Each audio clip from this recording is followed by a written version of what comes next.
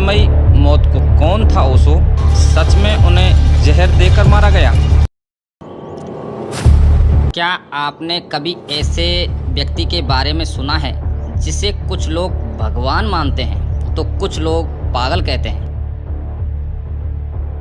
क्या आपको पता है कि भारत में एक ऐसा गुरु हुआ जिसे 93 रोल्स रॉयस कारों का मालिक कहा गया,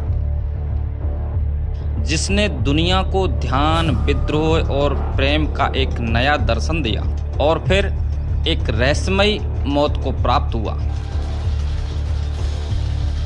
इस वीडियो में हम बात करेंगे ओशो रजनीश की, जिन्हें कभी भगवान कहा गया तो कभी अपराधी, कभी बुद्ध कहा गया तो कभी बेवकूफ़ों का राजा। कौन था ओशो?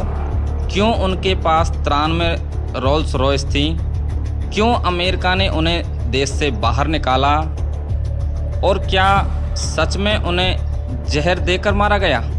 चलिए शुरू करते हैं ओशो की रहस्यमयी गाथा।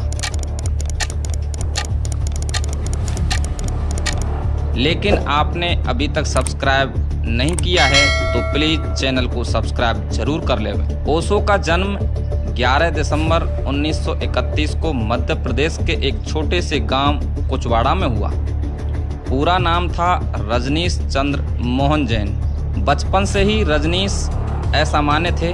वे गहरे सवाल करते, धार्मिक रीति रिवाजों पर सवाल उठाते और मृत्यु के रहस्य को जानने के लिए शमशान में अकेले सो जाते।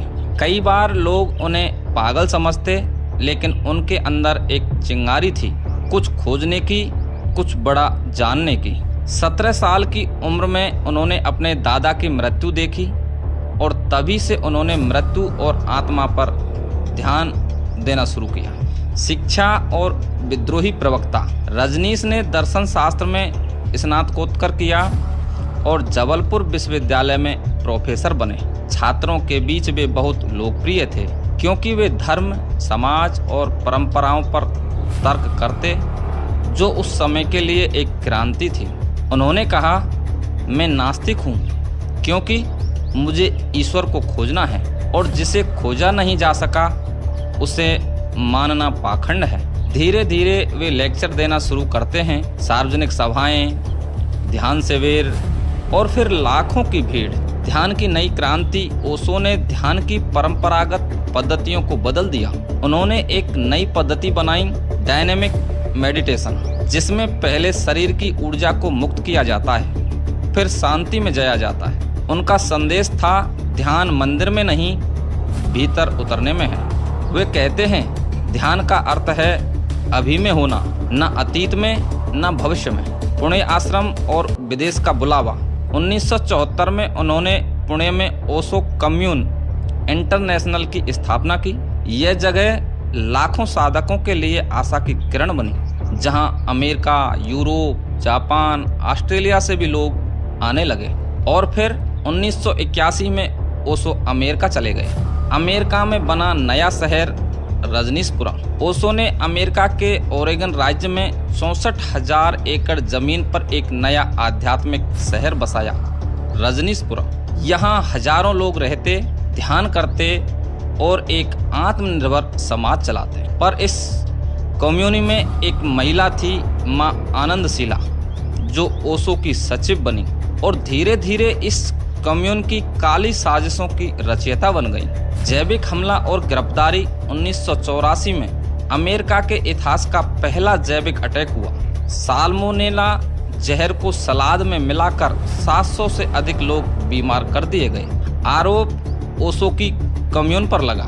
ओशो पर वीजा धोखाधड़ी और षड्यंत्र के आरोप लगे। 1985 में उन्हें गिरफ्तार कर अमेरिका से निष्कासित कर दिया गया। लेकिन ओशो ने साफ कहा, मैं इन अपराधों में शामिल नहीं था। मुझे बदनाम किया गया क्योंकि मैं आज़ाद सोच को बढ़ा रहा था। ओशो की रहस्यमयी मौत। भारत लौटकर ओशो पुणे में पुनः सक्रिय हुए, लेकिन उनका स्वास्थ्य गिरने लगा। उनका चेहरा कांतिहीन हो गया, आंखों में उदासी और थकावट थी। वे बार बार कहते, मुझे जहर दिया गया है। धीरे धीरे अमेरिका ने मुझे मार दिया। कुछ मानते हैं कि उन्हें थालियम नामक धीमा जहर दिया गया था। जिसके कारण उनकी इम्यूनिटी नष्ट हो गई। 19 जनवरी 1990 को ओशो ने अंतिम सांस ली, पर उनकी मौत के कारण आज भी रहस्य बने हुए हैं। ओशो की मृत्यु के बाद भी उनके विचार दुनिया भर में फैले रहे।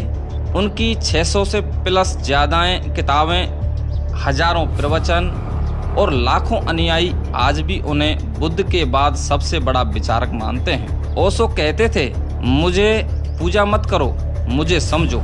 मैं धर्म नहीं सिखाता, मैं आंखें खोलता हूँ। तो क्या ओशो को सच में जहर दिया गया था? क्या वे एक आधुनिक बुद्ध थे या फिर एक ऐसा विद्रोही जो दुनिया को जल्दी समझ में नहीं आया? ओशो मर गए, पर उनके विचार आज भी जीवित हैं और शायद उनका यही सबसे बड़ा चमत्कार है। अगर आपको यह वीडियो अच्छा लगा हो तो इसे शेयर करें और हाइप करें। चैनल को सब्सक्राइब करना बिल्कुल ना भूलें। धन्यवाद।